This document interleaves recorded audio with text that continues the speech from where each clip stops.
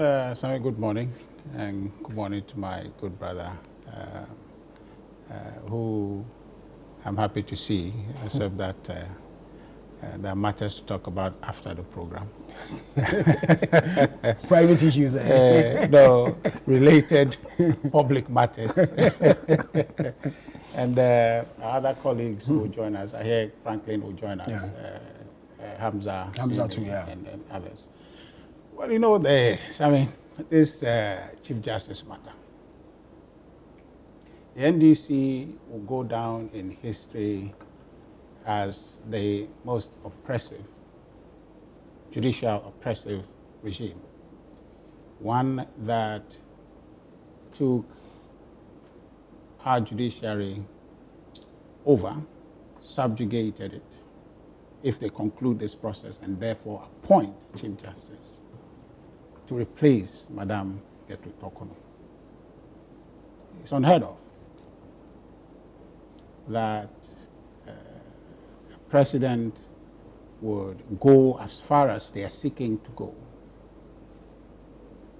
in the absence of a very compelling, clear-cut evidence of misconduct, incapacity to perform or execute the task of the office of Chief Justice, to want to remove a Chief Justice. But they are working on a petition. A petition was presented. That's as flimsy as the word flimsy.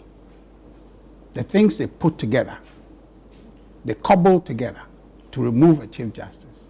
It's as flimsy as you can imagine. There's no basis for that. We shouldn't be having this conversation. We're toying with our democracy. You understand?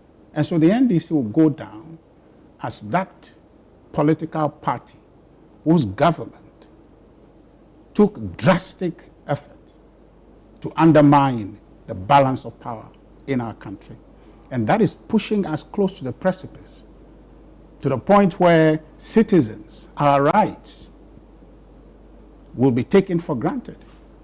If you look at the things the Chief Justice has enumerated, unfortunately, I've heard some very seasoned lawyers casting insinuations and trying to create the impression that she doesn't have her facts, or that she doesn't know what she's talking about, the application of the law and matters, as though that she doesn't know what she's talking about, that she's a lawyer of yesterday. It's not right. Look,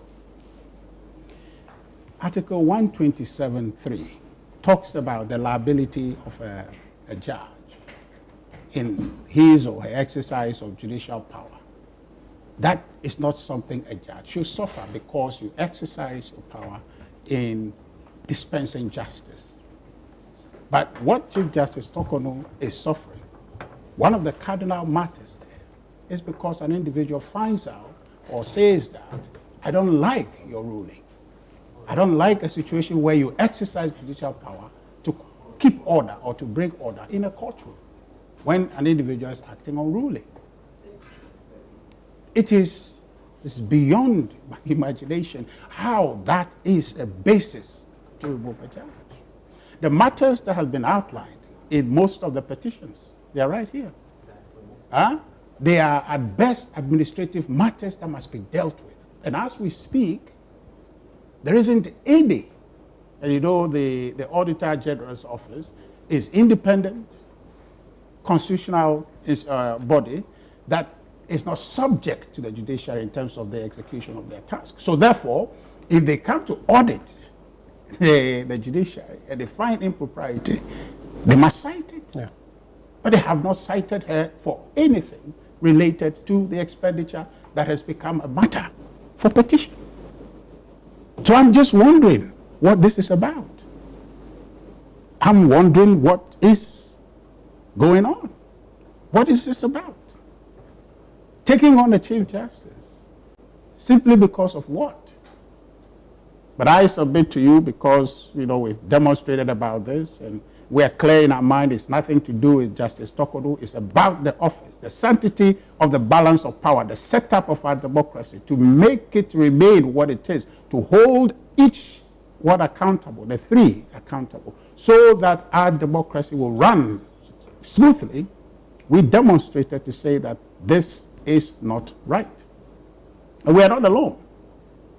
We are not alone, except that the government is determined, full steam ahead, to remove the Chief Justice. So they won't listen to anybody. But Richard, what is not right about it? Because they are going according to the dictates of the Constitution. Forget about the dictates. Hold on. Yeah. And the Constitution makes a provision for how a Chief Justice is removed. And you heard the government spokesperson say that there's nowhere has the Constitution been breached as far as this whole process is concerned. So are you suggesting that Phyllis should come there and say the Constitution is being breached? No, I'm not saying so. Quoting her is a non-starter. So, but then he said there's no way. Is an interested party in a matter seeking to move full steam ahead to remove the Chief Justice. I just quoted Article 127.3 to you, where a judge exercises a certain power given to her in dispensing justice. And an individual says that because that action was taken, he's not happy. And you think the committee members do not know about this provision that you quoted, and yet they went ahead to do their work as directed by the Constitution? So you are trying to tell me? I'm asking questions. But you must ask questions that are within the bounds of reasonability. That question you're asking, is not a reasonable question. How is it not a reasonable question? The point is that it is expressed, black and white. How is it not reasonable? Wait, it's black and white. The same Constitution they are saying that Constitution said the proceedings to be held in camera says that you shouldn't subject a judge to any inquiry or to any liability, or she shouldn't be liability. He or she should be liable for any action in the process of exercising judicial power. But here is a petition that is put before a committee, a petition on the strength of which a prima facie case has been determined that somebody should come and answer why they exercise the judicial power to bring order in the courtroom. And you are saying that that is kosher? You are saying that's consistent with the Constitution? She raises matters to do with the process of inquiry, where the committee indicated that they are not going to use processes that are known to be applicable to committees of inquiries. They are going to use certain approaches that in their very nature are more of an adversarial litigation rather than an inquiry. The processes that she outlined, that she herself, subject to separate and different treatment, coming before the committee, and the petitioners who have the burden of proof in the allegations that they have brought, or the petition that they brought against her, are rather being laid red carpet for. That they bring all the facilitations they have. They are picking and choosing what they want to do. They themselves will not testify.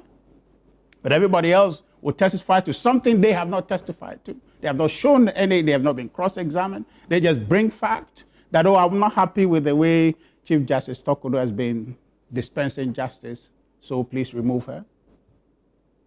Is that what we want to do in our country with a view that we want to grow our democracy? Certainly that's not. So when you quote for me my good brother Felix Kwachi, you are rather just telling me that I should sing his song and say that everything is nice. I'm not asking you to sing a song, Richard. Because my view is that beyond what your politics is, Sammy, beyond what your politics is, if we must say that let's not allow Sammy Wiafe to host this program or step in, then the basis must be such that Sammy has not hosted any program in this ChannelOne place before.